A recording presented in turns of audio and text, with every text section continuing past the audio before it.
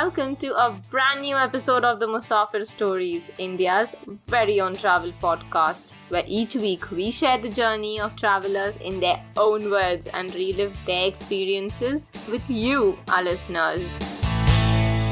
Hello and welcome to a brand new episode of the Musafir Stories. Hope you all are well and keeping safe.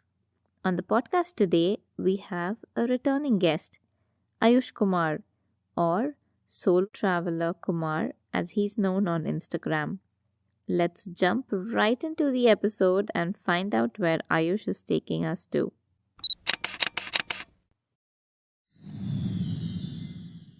So with that introduction, we'd love to welcome back Ayush Kumar, a very dear friend and traveler to the Musafir Stories. Welcome Ayush, welcome back again. Hey, hi Saif, how are you doing? It's always a pleasant experience to come back to the Musafir Stories and get back onto the shoes of a Musafir. I think I'm really lucky I've been here for the third time. Thank you for that. No, thank you. It's our pleasure. And Ayush, for those of you who are listening to Ayush for the first time, he's literally our resident expert on all things Odisha on the Musafir Stories. We have done two wonderful episodes on one on Bhubaneswar and the other one on Puri. Both of them really well appreciated by the listeners. So for anybody who hasn't listened to those, we'll make sure to link those in the show notes so you can go check those out too. Ayush, firstly, even before we get into the topic for today, why don't you give a quick introduction for the first time listeners, and then we can jump on to where you're taking us to today. Sure, Saif. Hello everyone, hi travelers and Musafirs across. So this is Ayush Kumar. I'm from Odisha, a native to Odisha, and I'm settled in Bangalore. It's been almost 11 years for me, right from the days of college to my job. I'm a solo traveler, extensively done solo traveling across the southern regions since I don't get much of a chance in holidays to go to this north part of India. And it's always amazing to take Musafirs through the journey of a storytelling, or basically on the journey of as the name suggests, of this channel, the Musafir Stories itself. Thank you so much, Ayush, and really looking forward to it. And also tell us where you're taking us to today. Is it going to be a hat trick of Odisha episodes, or is it going to be a totally new place this time? So yes, so this will be a very new experience. I think about 1800 kilometers away from Odisha. So it's near our very pleasant hometown, my second hometown, Bengaluru. It's the other city, or the other quaint hill station of the Nilgiris called Coonoor. Mm-hmm. So I think most of the people are very much aware about Ooty or Udhagamandalam or Uttakamand, but there are a specific number of people who know about Coonoor. So today my journey would be towards Coonoor, the beautiful hill station of the Nilgiris in Tamil Nadu state of India. Wonderful, wonderful. Looking forward to this. And even in our trips to the Nilgiris, it's mostly been to Ooty and like a little touch on a couple of places in Coonoor. So really looking forward to exploring more of this, like you said, really quaint little town. It's always kind of shadowed by Ooty in terms of getting all the tourist attention. But today we'll find out how Coonoor is different and what it has to offer to all of the travelers. In terms of just the orientation, you mentioned that this is close to Ooty, but what is it, about 20 odd kilometers, I guess, or about that much? Yes, it's just 22 kilometers from Ooty. I think it's on a little lower elevation compared to Ooty, so you would still get the same vibes which you get in Ooty, but a very, very peaceful vibe, I would say. Ooty has become over commercialized and over touristy at this point of time. You would probably find the entire jam of Bangalore being there in Ooty now. So if you still want to get a little hang and little vibe of the true Nilgiri experience, I think Coonoor is the best place apart from Kotagiri, which is again another hill station nearby Coonoor. Okay. And in terms of time of the year, which is more suitable to visit these places, Ayush, what do you recommend, or when did you visit? My travel to Coonoor was in the month of March end, which was just towards the beginning of the, I would say, the summer season and the ending of the winters. Winters are quite a bit harsh on the Nilgiris since they are located almost 2,200 meters above the sea level. But I think since these are hill stations, you can visit all year round. They are very good to visit all year round. I would specifically mention the summer season because it's very hot. Not a great season to do or to be in the plains of India since it's a very humid and a hot place. Nilgiris, as it was described by the Britishers as well, it was a paradise for them because they used to feel same climate as England or the same climate as UK. So of course, summers are the best time. Apart from that, if someone really wants to get the feel of an hill station next to Himalayas and next to the northern hill stations of India, I think Nilgiris is the only place south of the Himalayan ranges, which is very cold. So winters again is an extremely good time to visit. You can actually see ground frost, which is very rare to see in the southern plains or the southern region of India. But I think it's not a great deal to visit during the monsoon season because it can get extremely wet and it might hamper the entire plan of your trip to Coonoor, and you may not be able to enjoy it that much because the entire views are covered with mist and fog. But yes, that provides another different, I would say, an experience altogether. Yeah.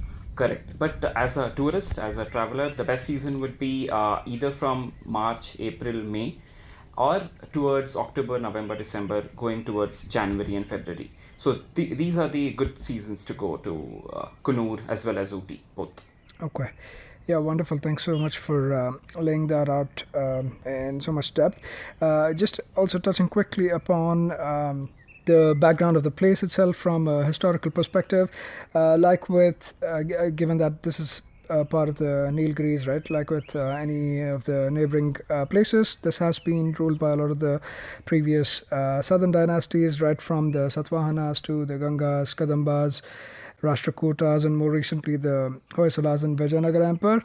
I think lastly it was under the rule of Tipu Sultan before the Britishers took over after the last Anglo-Mysore War, right? Since then, the Britishers really felt like this was like second home for them, right? Exactly. Home away from home, like you would say. So they started this as a sanatorium initially for treating soldiers who were injured and stuff like that. And eventually, like this area, right, especially Ooty, it became the summer capital of the Madras presidency. So it has been in the spotlight, and a lot of things in terms of the development and even things we see remnants of now will be starting from around that period, right? Early 1800s is when the development started, and we'll touch upon a lot of those things today.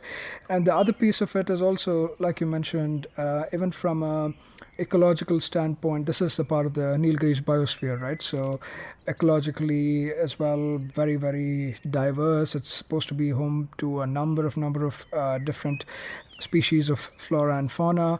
So overall, just a very, very rich place. The Nilgiri Hills, the range itself, that's actually a part of the Western Ghats, like we commonly know, and it's supposed to be like a 150 million year old rock formation. So even from that perspective, right, like a geological perspective, very, very rich and significant part of the Indian subcontinent. And we're glad that we are kind of exploring and doing like a little bit of a deep dive into the region today and having you share your experience. So in terms of getting there, Ayush, how do you suggest one gets there, and or how did you get there? So, Saf, my travel experience or travel journey to Coonoor was right from Bangalore. So there are many mediums to go to Coonoor. It's a very accessible city or an accessible town. The first and the most primary medium would be a bus transportation or any public transportation. But there are regular buses right from Coimbatore or Bangalore or any of the major cities down south, Chennai.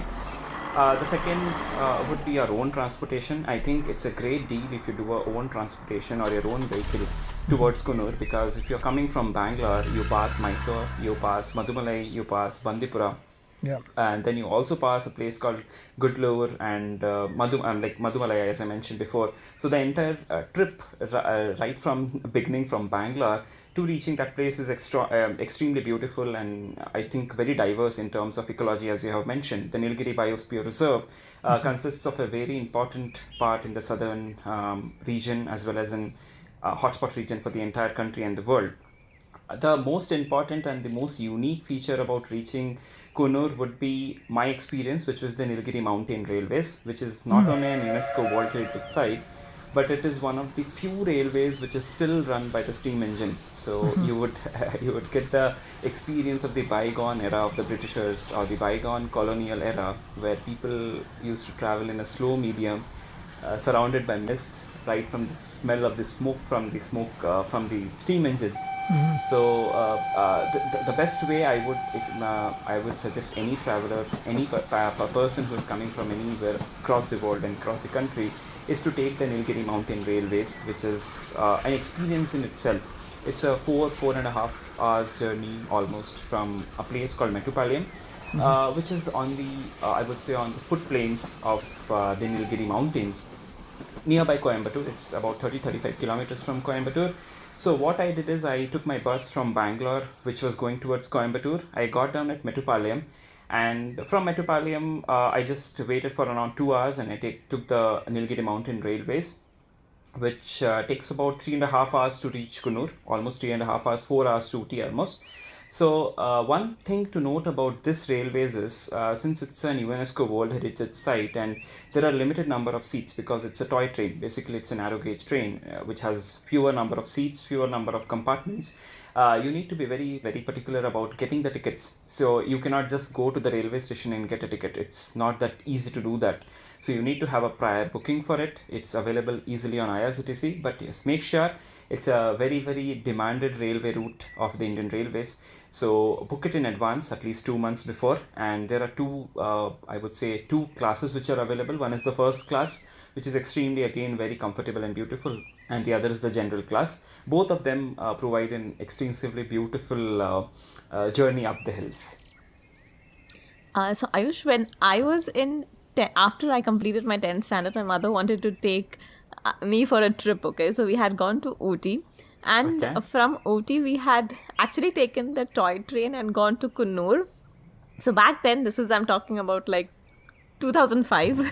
Okay. So at that time, the tickets were really easy to get. We just went on the platform, and they gave us two options, saying that the first class ticket is like some $100 back then, and the general was like 5 rupees.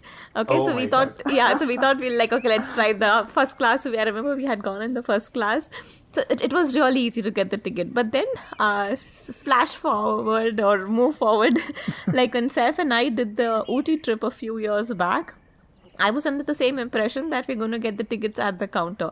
So when we went there, unfortunately, we did not get the tickets at all. And the guy is like, oh no, you're not going to get it here. You have to book it Exactly. online and all that. And when we checked online, it was like booked for like so many days ahead. So how did you 2 manage months. to... Exactly. Yeah. So how did you manage to get the tickets? So, Faiza, what I had decided that I would be going to Coonoor in a season which is not a very peak touristy season. So I went Okay. in the month of March because it's just the beginning of summers. And you have the board examinations, you have all the different state level examinations, right? So the crowd in Ooty and Coonoor is a bit lesser, and I went on a weekday, Okay. prior Oh, to a awesome. weekend. So that's how I planned it. So to mention to all the Musafirs and the travelers here, make sure you're booking the ticket at least 2 months before. I think the Wow. booking itself starts, yes, 2 months before. If you are really lucky, you would get the tickets in the second class, which is the general class, a little easier compared to the first class. So I think there are about 4 compartments, out of which there is only one first class, and there are 3 general class compartments available in the toy train, basically the Right. narrow gauge train. The best part about this train, Saif and Faiza, would be that I took the train right from the originating station, which is Mettupalayam. Okay. So it's on the plains, right on the plains of the Nilgiri Mountains. So you would get the ticket from Mettupalayam to Coonoor a bit easier compared to again going from probably Coonoor to from Ooty to Coonoor. That's a very, Oh. very, very difficult stretch to Yeah. get the tickets. So this is an important point. What you can do always is you can just come by a bus from Ooty to Coonoor. It's just half an hour or 40 minutes of beautiful bus ride across the hills and the roundabouts and the Nilgiri Mountains. You get down near the railway station. Be sure to reach near the Coonoor railway station at least 1.5 hours before the train departs. I think there are about three daily trains Yeah. from Coonoor, from Ooty to Coonoor and Coonoor to Ooty, vice versa. So reach there, and it's totally on the luck. We cannot guarantee it because of course there are ticket reservations available online, which is from the Indian Railways portal IRCTC. So it's always a great choice to do the tickets from IRCTC itself so that you have a confirmed ticket with you, or else go to the Coonoor railway station, not to the Ooty railway station. Coonoor railway station, stand in the queue for a little about. You have a high chance of getting a ticket backwards from Coonoor to Ooty, and yes, and that train stretch is extremely beautiful. But but one sad part about that route, now it has become, I think, Saif and Faiza, because you visited in 2005 when Ooty was still Ooty. Yeah. I would say it still had that feel of a vintage Hill station hill and yeah. station, correct. But now when you go to Ooty, probably after 15 kilometers after exiting Ooty as well, you will find houses, like the plantations everywhere. Yeah, definitely. And I mean, all of these things are definitely true, but still, even after all these years, I'm sure, Ayush, the charm of that train ride, the toy train ride remains. Yeah, that I don't think has changed much. How It was has your not changed experience? much. Yeah, how was your Yeah. experience? So let me give a experience from Mettupalayam to Coonoor, which is a less known destination or less known train ride because it's a longer one. It's about 3.5 hours from Mettupalayam. The train departs at morning exactly 7:10. So, since it's a UNESCO World Heritage Site, you would be astonished to see the railway stations itself. It's so beautiful, like it's picture perfect, postcard perfect railway stations. You have the background of the Nilgiri Mountains where the sun is rising. It will be beautiful yellow tinge on the mountains with a little bit of greenery all around. You have the steam engine which will be parked on the platform, and the whistle, the sound of the steam engine itself makes everyone a bit nostalgic. It will take you back to the days of the British. So this journey to I think Coonoor would be about 35 kilometers approximately from Mettupalayam. But this stretch is known to be one of the steepest in the entire country and in the entire world as well. It's not an easy rail route to be built.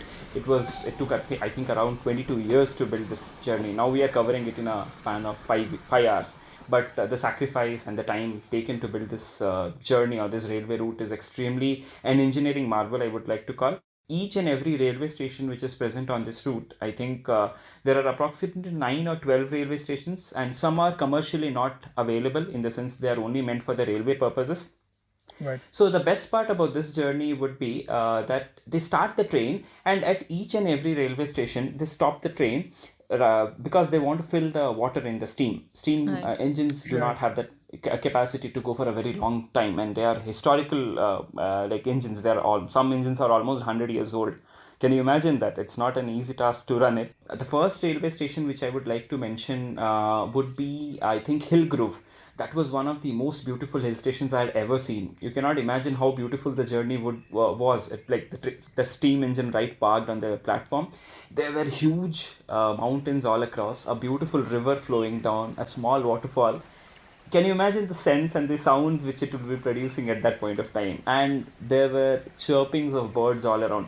Because it's a biosphere reserve, you do not find human settlements that much. It's still a very, very protected natural habitats for a lot of elephants, a lot of birds, and a lot of wild animals there. There are a lot of tigers, leopards all across. So it's very common to spot elephants on the route. I actually got to spot elephants on the route while going towards Coonoor, as well as I got to see something called as the Indian bison, or in Hindi or Right. in the Indian, yes, the gaur, Yeah. the GAUR. So that animal was abundantly present across the railway tracks across the journey. So that itself gives a different excitement. You do not get to see that in a normal Indian railways or in Yeah. today's era in any place, right? So that's the entire aura of that railway journey.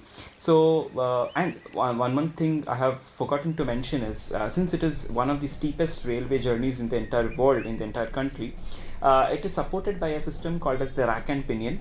So which is like, and we would have studied in our engineering or in our schools, rack and pinion system. So it's like a pulley which is used to keep the train coaches or the railway intact, or get held with the particular track so that it doesn't go back because it's that steep.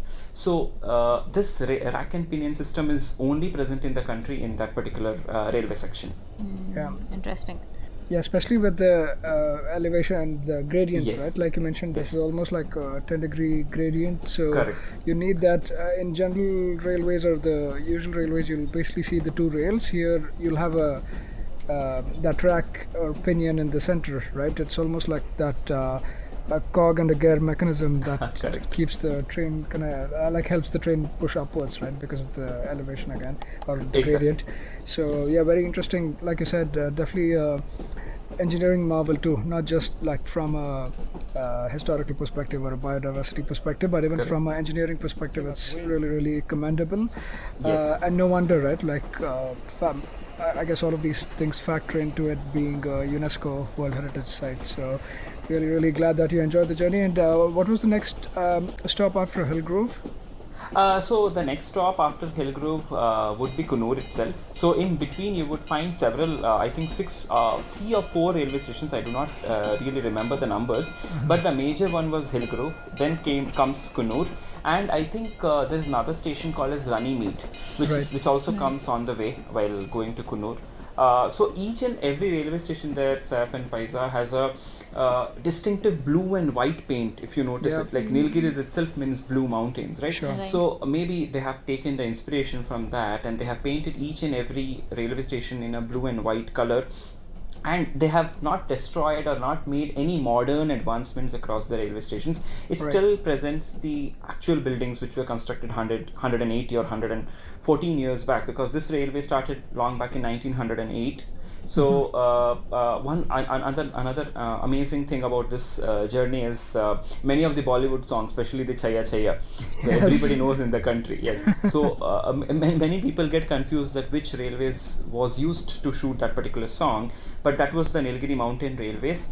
And when you go across or when you cross that particular stretch, you would get to know, okay, this is that place where that train was filmed. Basically the song was filmed. So there are about I would say 250 bridges, more than 100 tunnels, more than 16 tunnels, and a lot of curves. It's a very curvy train journey. So it's not a plain train journey as you would expect. You would be like a snake going across meandering across, going upwards towards the hills.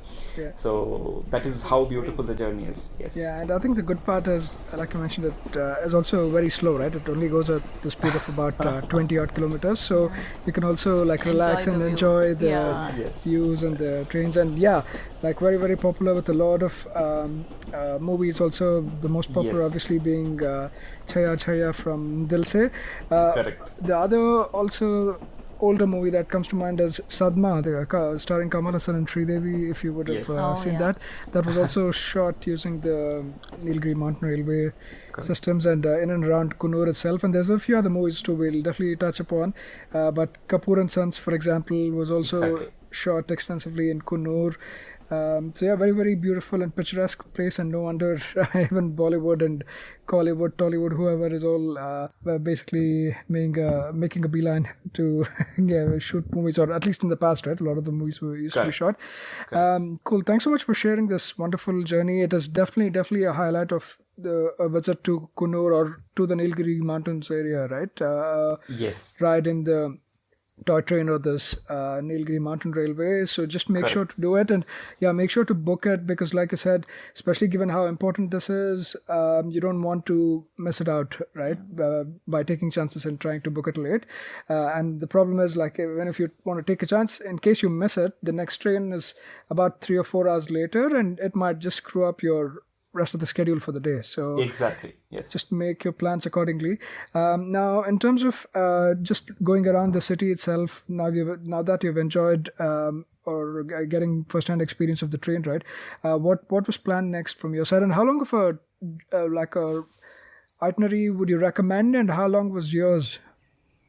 So my travel journey or my itinerary was for 3 days almost, and I was doing a solo traveling. I had planned and I had kept it in my mind to explore the unexplored side of Ooty or the unexplored side of Coonoor particularly. This time I didn't concentrate at all towards Ooty. I didn't actually get a chance much to visit towards Ooty. So it was, my primary focus was around Coonoor. So I think it's a very ideal to plan it for 2 or 3 days in Coonoor to get the true sense of it. I'm talking in respect to a backpacker's destination in terms of a solo traveling or in terms of exploring what is unexplored.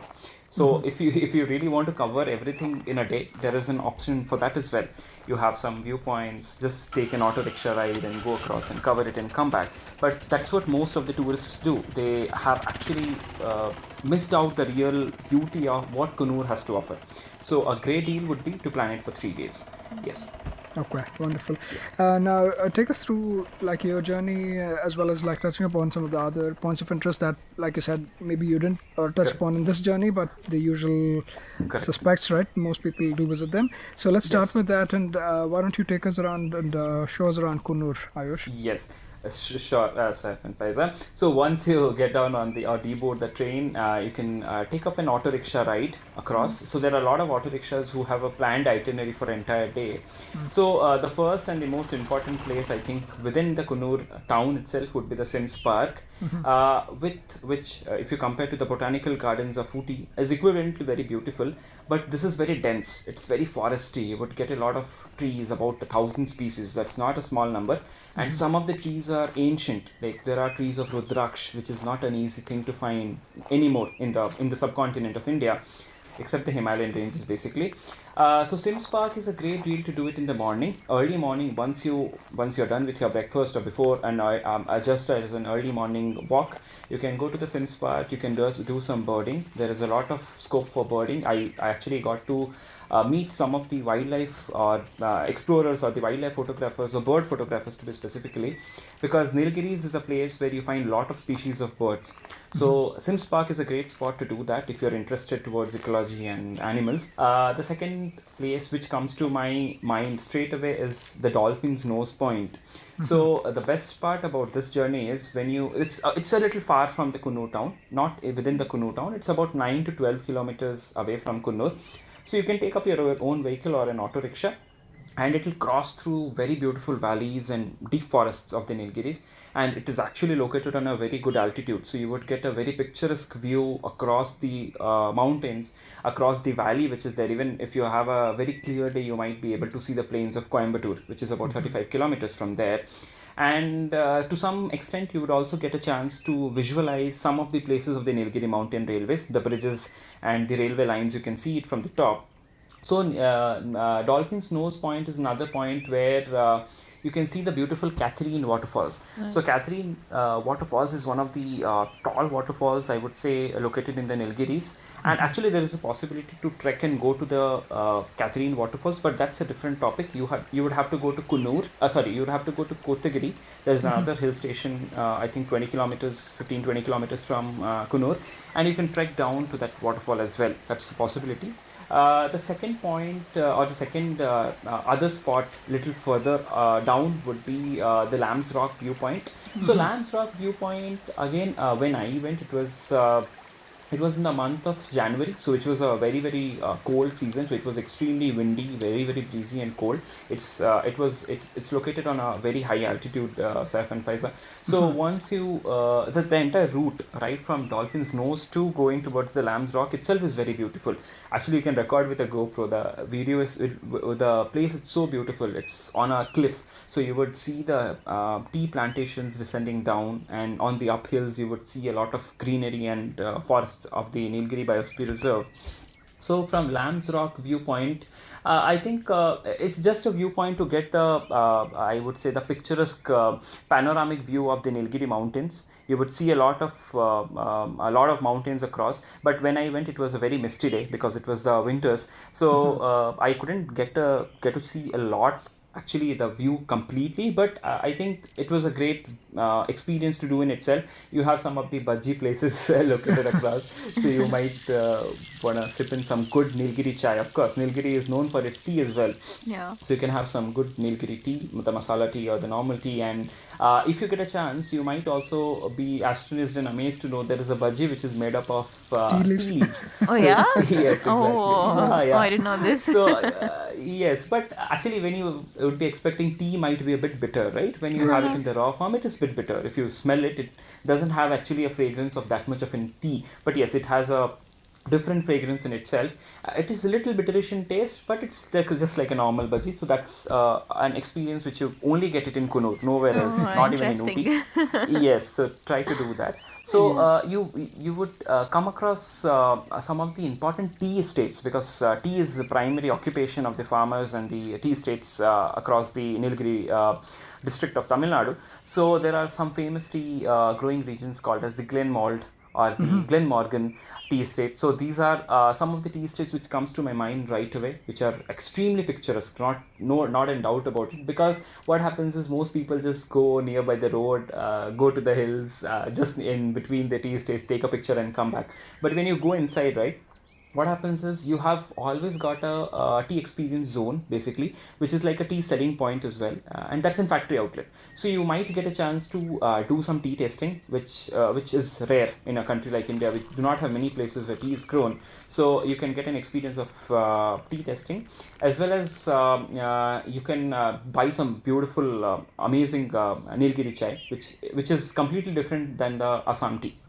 So these are some of the unique experiences with respect to the touristy places in Coonoor, but they are equivalently very beautiful, and still I would still highly recommend it, because it truly provides a different side and a true sense of what Nilgiri mountain ranges has to offer to a tourist or to a Musafir.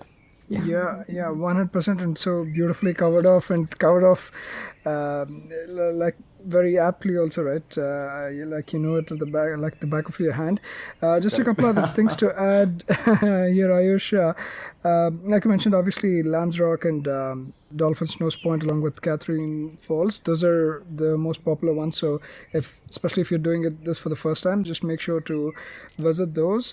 Yeah, I think one more point, that if anybody is going using Google Maps, just make sure that you, I think, check with people there, because we passed by the point and we kept looking, and the Google Maps kept showing us in all possible wrong directions. And then we saw like so many cars parked, and we were like, okay, this has to be some point here. Let's just get down here.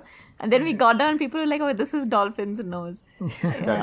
Yeah. So, And I feel one more interesting part is Dolphin's Nose. You can actually see like that peak, right? Like that peak. Exactly. Yeah. So I expected the same thing in Lamb's Rock. So I thought there might be a huge rock that would be like a lamb. But yeah, then I kept looking around, and then I told Saif, nothing resembles a lamb here. And then we Googled and we looked up, and it was actually named after a person. Captain Lamb. Yeah, Captain Lamb, who settled there and I think, he discovered the place. Yeah, he found the route to this place first, I believe. Correct. There's a couple other like similar touristy viewpoints, you could say. One is the Lady Canning Seat. Exactly. This is also another viewpoint not too far away. So if you get a chance, you could do that as well. And there's a couple other falls too. But yeah, like with any other hill station, there's a lot of viewpoints. As you're driving, you could perhaps make stops at dozen different places and catch different views each time, right? So do that. And the other interesting experience, like you mentioned, the tea estates and the tea factories, right? That's also something very unique. And to your point, especially if you're living in the plains where tea isn't grown, this is a unique experience that you should definitely get. And a couple of factories I saw, Ayush, I don't know if you had a chance to visit any of these.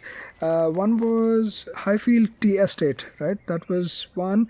And another one was Guernsey Tea Factory, Guernsey Tea Factory here. Both of them, like to your point, like how the Glenmorgan or the other ones offer. They offer you the experience of one, tea tasting, the second, you getting a chance to actually see the whole process in which it goes through, right? There's like so many intricacies. It's just not one type of tea. There's different types of teas depending on the season, right? When the plucking is done, they call, I think, different flushes and all that. So there is a lot of guided walks also. So if you get a chance, definitely utilize that opportunity to get a good understanding of the whole process of tea making too. I think it's just astonishing. So just a few things to call out there. What was on your mind next? Like, did you cover off any other places in the vicinity, or what is planned next? Exactly. So, Saif and Faiza. So, as I mentioned before, I was planning a totally offbeat destination this time.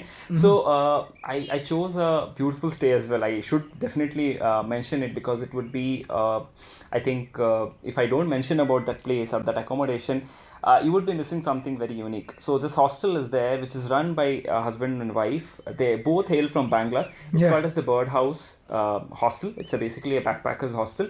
But the unique thing about that hostel is they have taken inspiration right from the local things which are available in around Nilgiris, and they have done the detailing or the paintings in that particular historical hostel. It's an hostel which is about which is in the building on which the hostel is basically present.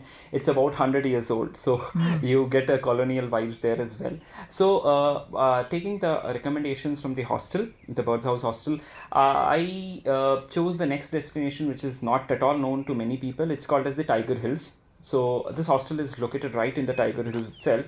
So the best way to cover any non-explored part in Coonoor is by walk, not by any other medium, Saif and Faiza, but we should be very careful that you have a lot of leopard sightings in and around Coonoor. So do not step early in the morning, like before sunrise when it is still dark, or late in the evenings, because you might get trapped with elephants or gaur, or even to that extent leopards at some times, which can be dangerous. So what I did is I walked all the across from the hostel uphill to the Tiger Hill Cemetery. So that is another cemetery which was constructed for the Britishers to for the burial purposes, as the name suggests. And this is around, I think, 150 or 200 years approximately that old that particular cemetery is. So that way from the Coonoor town to the Tiger Hills itself is very beautiful. So you would be walking on the cliff, which is surrounded by tea estates all around. So there is another beautiful tea estate called as the Homedale Tea Estate. So you would be coming across that. And when you go across that tea estate on the way, if you plan your journey for a sunrise, so that's the sunrise spot in in Coonoor. So if you walk further down, you would go to the Tiger Hill Cemetery. You can spend some time around. So as we mentioned before about the movie Kapoor&Sons, so there is one Yeah. scene of a cemetery being shot, or where Alia Bhatt and Siddharth were there. So that cemetery which is there, that's the Tiger Hill Cemetery. So it will take you back to the bygone era. Might be a little scary as well, because I personally felt it a little bit scary, because it is in a secluded spot, and a good spot to sit around, maybe just do a little bit of a book reading or just to explore the location. It's on the top of the hill, so you get to see a lot of like again panoramic view of the tea estates around, and you would get to see the entire valley across the horizon, with some beautiful houses, colonial houses, some beautiful wood houses on the horizon across the valley. And the sunsets are extremely beautiful again. And I think another thing which many people have forgotten to explore about any hill station are their cafes and the food. So this was one takeaway which I would recommend any of the people who are coming, is to also explore the food of Coonoor. Coonoor is an extremely, I would say, a beautiful paradise, or a plate laid out for some amazing cuisine. So you have local food available right in some of the, I would say, historical restaurants. Called there is a restaurant. I've totally forgotten the name of that place, but they sell something called as the Wellington paratha. So, so you can Wellington is another hill station or another place which is just located next to Coonoor. We would be discussing in the next course. So that paratha is something which is unique and available only there.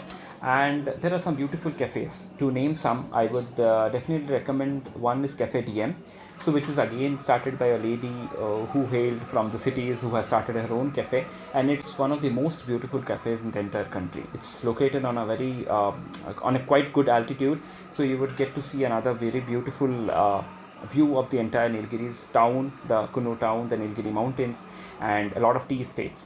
And that particular cafe is famous for its handmade pastas. So when you go to such places, right, you should experience the food which is a bit of Anglo-Indian sometimes, a bit Right. of modern food. So bakeries, another not to mention thing is the bakery. Bakery is amazingly good in Ooty and Coonoor both. So the first or the place which I would recommend is Moody's or modern stores, which is extremely popularly known in the Nilgiri district. So Moody's is that place where you get very good homemade chocolates, because Yeah. homemade chocolate comes into mind when you think about Ooty, right? So, Yes. so there are thousands of places selling homemade chocolates, but many of them are not real. It's more of sugary and less of cocoa. But when you go to the smoothies, right, you would get the sense of bitter chocolate. You would Yeah, get the Moody. flavors of, yes. Correct. Moody's our favorite too. Oh, that's so good, right? So Yeah. I thought this is one thing which people do not know. Actually, people do not research but much about it. And one small story I would like to share here, sir. What happened is, I was in the Tiger Hill Cemetery. I was all alone. It was evening, 5 o'clock, and I got hit or bit by a honeybee on my head my while God. taking a picture. Oh my God. I have little long hair, so it got entangled in my hair and it just couldn't come out. Okay, so what happened is, when you are in an offbeat destination, you might be, when you are alone, you might be having little bit difficulties with conversing with the people, because everybody will not be able to understand maybe English or to some extent Hindi as well, and I'm not aware of Tamil, so I was not understanding how to explain. I was in immense pain at that particular point of time, and I was never bitten by a honeybee in my life. Yeah, So it was honeybee is painful. it's painful, yeah, and that too in head. I literally felt a bit unconscious at some point of time. Then there's one great experience when you go to rural background or the real India. India resides in its villages, right? We have that Right. saying. When you go to these rural places, right, people are always ready to help you. Rather, be it that you are able to speak the language or not. There was this old woman. There was an old woman and a very old, I would say, grandpa, basically a very old uncle who was coming on the way. So I just told that I couldn't explain him what I should do. I didn't know how to explain him, but he understood. I said, "Bit honey, honey." I said, he understood it. Then he took it out, because we need to take the sting out of your body so that the poison effects is not there. Thank God that it wasn't anything serious with the honeybee bite. But yeah, apparently, you got bit by a honeybee, but there used to be tiger sightings back in the day, and that's how the name also came Yes. to be Tiger Hill. So yeah, a lot of wildlife and very, very rich in wildlife. Correct. And also touching upon food, right? You mentioned some very iconic places as well within Coonoor and in and around the area. A couple of them, Crown Bakery and Indian Bakery. So those are also very popular for a couple of specialities. One being the Varki, right? It's Correct. Yes. I think, how do you say, Faiza? Varki. Yeah, Varki is the puff pastry type of. Yeah, like a Swedish puff pastry-ish type, right? Yeah. It's a kara biscuit, which we Yeah, call exactly. Kara biscuit, yeah. Hungarian language. Kara biscuit, so you get it around that region, and it's very popular. I mean, even in Ooty you get it, and Coonoor also, it's very Yeah, we loved it. popular. It's the best thing to pair with Nilgiri chai. Nothing Chai, close, right? comes close to it. Exactly. Oh my God. So I got like a box of that Varki back to all my friends at work. So I remember we heated it for like some few seconds, and then everybody chai time pe we ate, took one piece initially, and then within a second the entire box was over. Everybody jumped onto it and we ate. Exactly. It was Yeah, and amazing. apparently they're trying to get a GI tag for this now, so I hope that works out, because yeah, it is very unique. You don't really find this a lot in other places of other parts of India. Yeah. Yes. So definitely try out the Varki, and yeah, Crown Bakery's honey cake, and Yes. it's hot cross buns are very popular. So definitely try those things out. One other place, if you already mentioned Kapoor&Sons, right? You remember the villa that was used in the shooting Yes, for Kapoor&Sons, where they live, where the family lives. So that is also apparently a hotel, and it also has a cafe. It's called Cafe. I think it's called La Belle MacIver. Vie. Yeah, I think MacIver is the group or the hotel, and the cafe is La Belle Vie, I think, and that's also something. It's very beautiful, right? If you've seen the movie, it's so beautiful. So that's another thing you could probably make a stop at if you have the time for it. So what happened, sir, is I actually had planned to go to this particular place where the Kapoor&Sons was shot. It's a very, very beautiful building, no doubt, and it's located on such an amazing location. Like you would get to see the Coonoor town. If you remember the movie, you would see the shots of Coonoor town around, the hills around, and the tea plantations around. So it's right amidst a place where you can get a very good view of the Coonoor town itself, not the valley, I would say, but the Coonoor town. Yes, but one thing about that place is Saif and Paiza, like you need to call them and ask in prior if the restaurant is open, because what happens is that they particularly lend that particular place, that Oh, I see. particular property for movie shooting. So when I went, there was a movie of Dhanush being shot there, so I couldn't get a chance to go and have my food. Okay. But that's an I have heard that it's a very good recommended place to have a good lunch. Particularly, maybe you can just give them a call and go there. And the same goes with the Cafe DM as well. You need to book in prior, take the Okay. reservation, and then go, because they will. It's a very crowded place sometimes, and they do not have so much of place to manage. So you need to call them, book your seats, and then go there. So these are some food places or cafes which I had mentioned, but I forgot to mention another place. There is something called as Open Kitchen, so which is also known for its good pizza.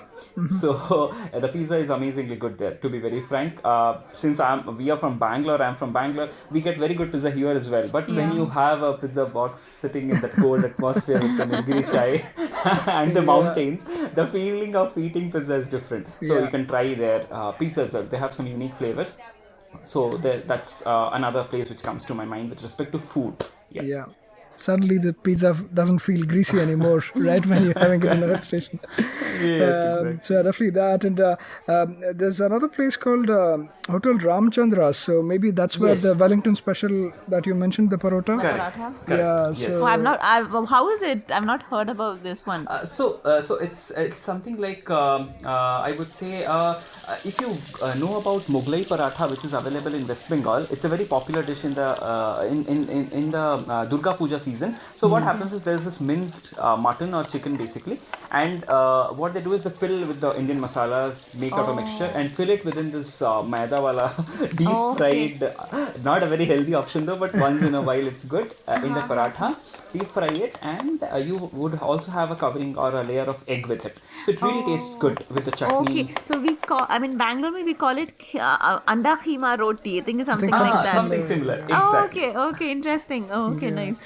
yeah, it does have yummy. some. Sounds It has yum. both, I think, extremes, right? One side cafes and the modern Yes. continental type of food, handmade Correct. pastas, for example, like you said, and the other side you have the very local parotas and the Wellington special, like it's called. So make sure to try that out. Wrong the time to be wahi. discussing food, Pfizer, after I dinner. know. Oh god, okay, cool. I think this is brilliant. Like a lot of these places, like I said, it's a little off the beaten path, right? So that way you get to Yes. enjoy it a little bit more and also stay away from the crowds. So there's that added benefit too.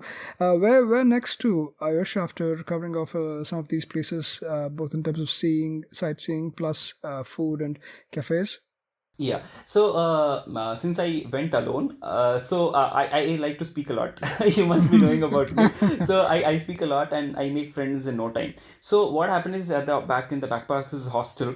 So I met these two ladies who were from different corners of India. One was from Madhya Pradesh and one was from Maharashtra, basically. So these two ladies and we had decided that we'll do the journey together the whole day.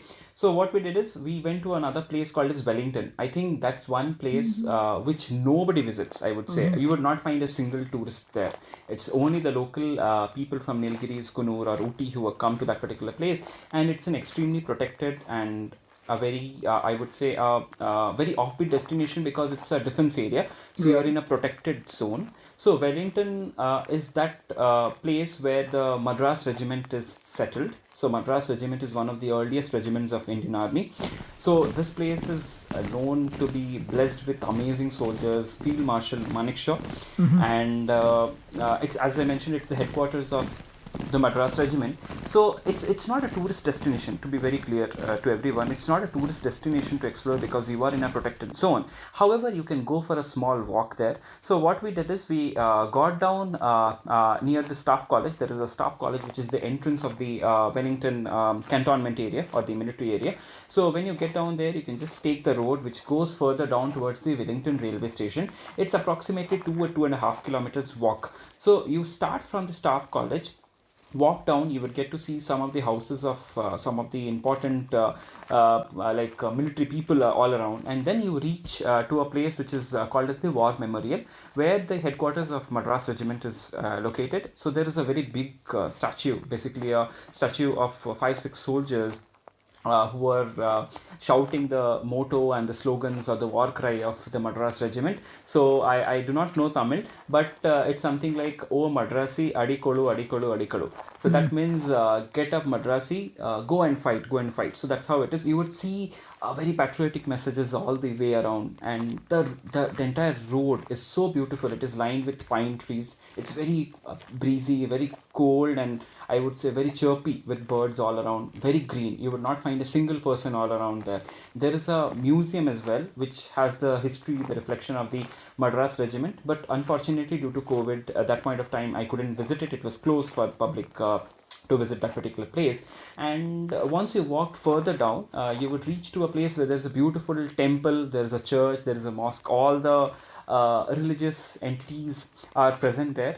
And then further, when you walk down, you would get something called as the Wellington Lake. So there's a beautiful small lake. It's a very picture perfect lake again. You would not find much tourists there. I think only the people who are living in the cantonment area visit that place. And there are beautiful places to take very good portrait photographs. And after that, we just went back to our hostel. So this took about 3 to 4 hours almost. So you can plan it in such a way that when you go for a walk, you have some friends with you or somebody whom you know. You can have a great time to walk around, have some local food. You would get some nice bhajis and some different kinds of fruits. So Ooty and Coonoor, again, you get many different kinds of hill fruits, which I would say, which is not that easily available in the other places. One is maybe a passion fruit, which is not easily available in places or cities. That you can taste there. You can get rambutan, some of the other unique fruits which are local to that place. You would get there. So taste some of them. You can click some beautiful pictures, take a good detour, and explore the Wellington cantonment area of the Coonoor. Yes. Yeah, definitely a very different experience from the other two towns, and like you're mentioning, a very heavy like army presence you could feel, Correct. right? Yes. And also, I mean, if people can remember the unfortunate incident where General VK Singh and his helicopter crashed, right? It was around this area, right?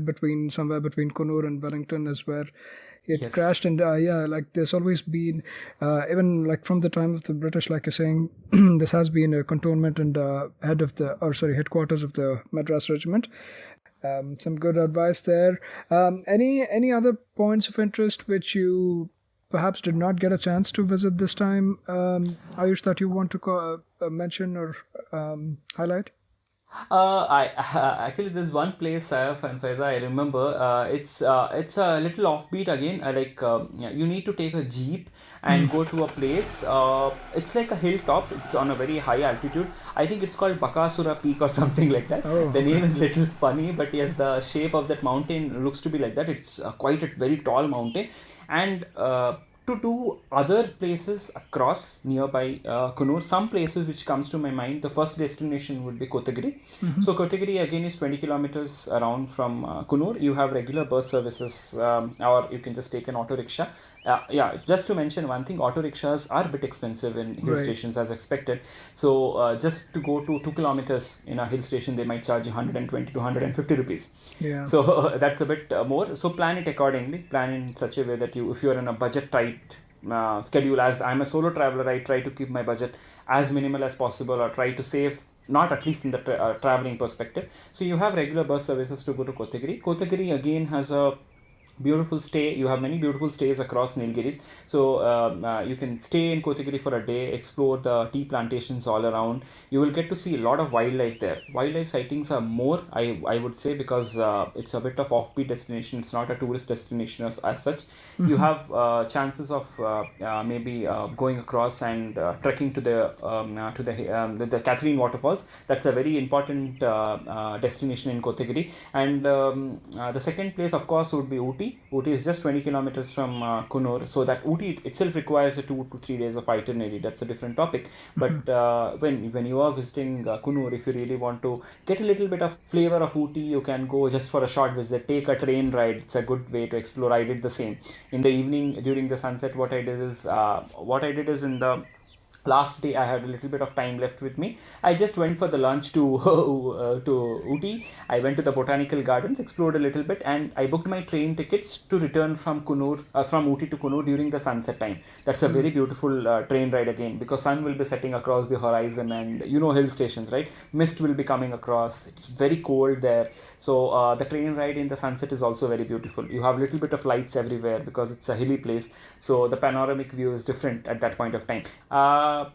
I think the other places would be, as I mentioned before, Madumalai Tiger Reserve and Bandipura Tiger Reserve, but they are a little further away. Right. On the way back to Mysore or Bangalore, you can explore that. And as well, the nearer point would be to go to Coimbatore. Maybe there are some places in Coimbatore, especially the Isa Yoga Center, which is extremely well known now. You can have a short trip or a day tour maybe there and just come back to Coonoor. So these are some places which I can think of as of now, which you can do as other to-do destinations around Coonoor and Ooty. Yes.